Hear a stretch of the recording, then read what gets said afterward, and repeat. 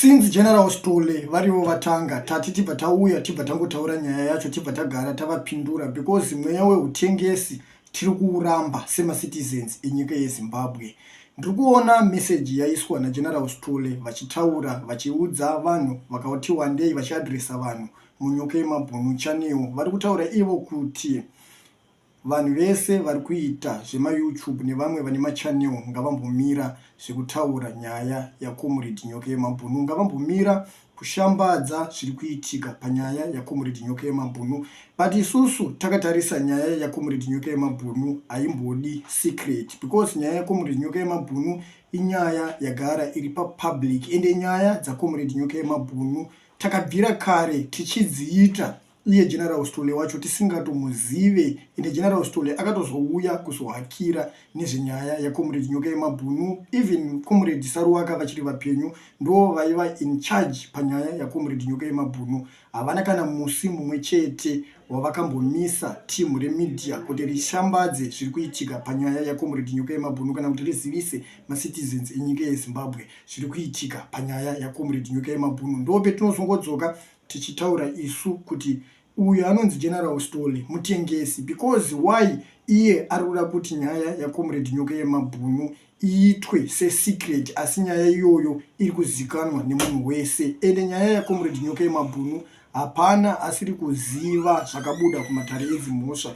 enyika yeSouth Africa kuti Comrade Nyoka yeMabhunu vakangopiwa judgment yairatidza iyo kuti vari kufanira kudzoserwa kunyika yeZimbabwe. Ende Comrade Nyoka yeMabhunu vange vari supposed kudzoswa kuZimbabwe nemusi weFriday, asi pane zvinhu zvakazongoitika, pane mapepa asina kuzofamba mune zvakanaka. Saka Comrade Nyoka yeMabhunu aita mangwana Monday kana Tuesday ndo pavari kudzoswa kunyika yeZimbabwe. Asi zvendiri kutotaura izvozvi ndo zvisiri kuda kunzi zvitaurwe zvibuditswe pajekerere nauyo ari kuzviti General Stole.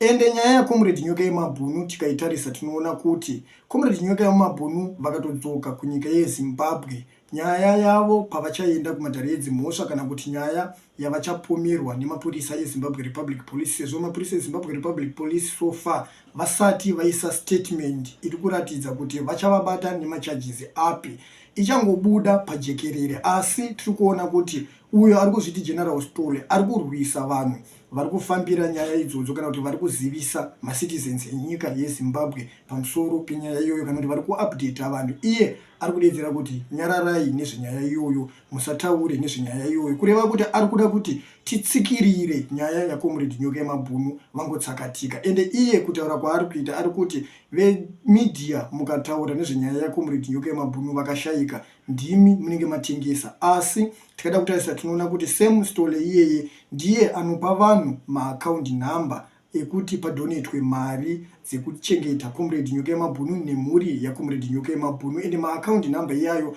anomashambadza mumachanel akasiyana siyana anoita zverevolution. Ende maaccount number iyayo zvekare anomaisa kune isu zvekare vemedia tichimashambadza kumacitizens enyika yeZimbabwe kuti vaise mari kuti Comrade Nyoka yeMabhunu vawane kubatsirika mavakavharirwa mujeri, mhuri yaComrade Nyoka yeMabhunu zvekare iwane kubatsirika. Asi kana tave kudzoka tichipa macitizens enyika yeZimbabwe update pamusoro penyaya yaComrade Nyoka yeMabhunu kuti nyaya yavo yave pastage yakati, tiri kuona kuti hatisi kuwirirana neuyo ari kuzviti General Stole. Ari kubva atipa mhosva kuti imimi vemedia muri kushambadza nyaya yaComrade Nyoka yeMabhunu, muchatengesa Comrade Nyoka yeMabhunu, nyaya iyi nyararai. Zvazoita izvo kuti tisare tine question mark kuti why paanotipa maaccount number kuti tiise kwemuri macitizens enyika yeZimbabwe tichikumbira kuti mudonetire Comrade Nyoka yeMabhunu, anoda kuti zviende papublic.